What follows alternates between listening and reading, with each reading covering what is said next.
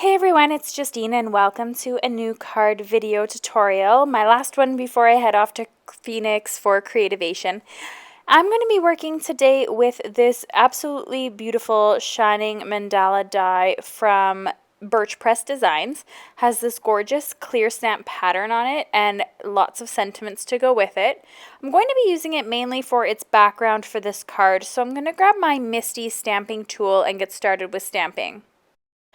So I've placed my clear stamp in the corner and I am making sure that it's not touching the edges really of my grid, because it will create, when you push down on the door, you will get sort of you'll have to push it down really hard and you don't want to have to do that. So I'm just lining up my cardstock by closing my door like that, making sure that it's in the center. The thing that is a little bit scary about stamping with background stamps is that you can only really stamp once because you can't have a magnet on your cardstock. So you could use your creative corners if you like to help you line it up. I just kind of like to use my grid mat. So I know that it is 3 grid spaces or 3 columns over from the My Sweet Petunia logo. That's generally how I would do it in case I had to line it up again.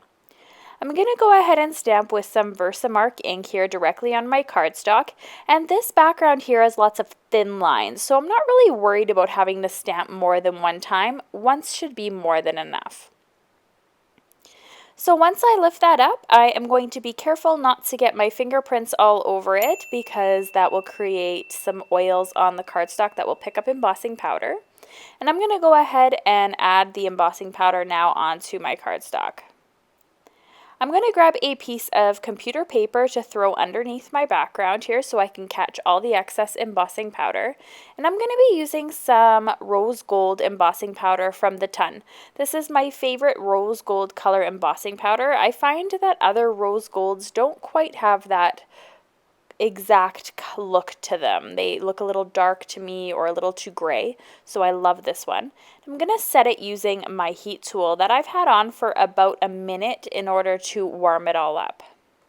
Once it's all shiny and melted, then I'm going to grab my card base. It measures 8.5 by 5.5, and I folded it in half to have an A2 size card, which is 4.25 by 5.5. And I'm going to use some iCraft Ultra Bond Liquid Adhesive to put this onto my cardstock. This, I think, is slowly becoming my go-to adhesive. I absolutely love it, and I love how the bottle's so easy to squeeze. It's perfect for my hands that sometimes get a little sore from holding harder bottles. I am going to set my card now off to the side because I'm going to be working with some really pretty dies now called Stargazer, and these have different layers, A, B, and C, which is very typical for Birch Press Designs. I've done several of these videos in the past, so if you've watched them, you know that of course all of these layers can be purchased individually at the Birch Press store if you happen to just like the thinner or the thicker look. If you want the entire layer, the entire bundle is available at many one-stop shops that I'll list below in the video description. So I'm going to go ahead, I don't want to waste any little bit of my specialty cardstock here, so I'm going in with several different kinds of cardstock and I'm cutting them down to 3.5 by 3.5 inches. You may want to do 3.25 by 3.25 to have a little bit more wiggle room. I'm going to be using today some cardstock from Tonic Studios. I'm using Pearlescent, Mirror Rose Platinum cardstock, and some Sugar Crystal Glitter cardstock here to create my 3 layers for my dies. Hello, you could see me there in that mirror cardstock. It truly is a mirror. I'm also grabbing some Stick It adhesive, and I'm also measuring it to the same size as the cardstock. I find the layers for Birch Press Design, generally layer C and B are quite easy to layer on top of each other as far as using a liquid adhesive goes, because they have a little bit thicker areas, but I do find it quite difficult to use that layer A and get it on there. So Stick It paper is exactly what it sounds like. It helps you stick it. So you're going to turn your cardstock upside down to the backing, and you're going to remove the adhesive or the backing here from this adhesive sheet.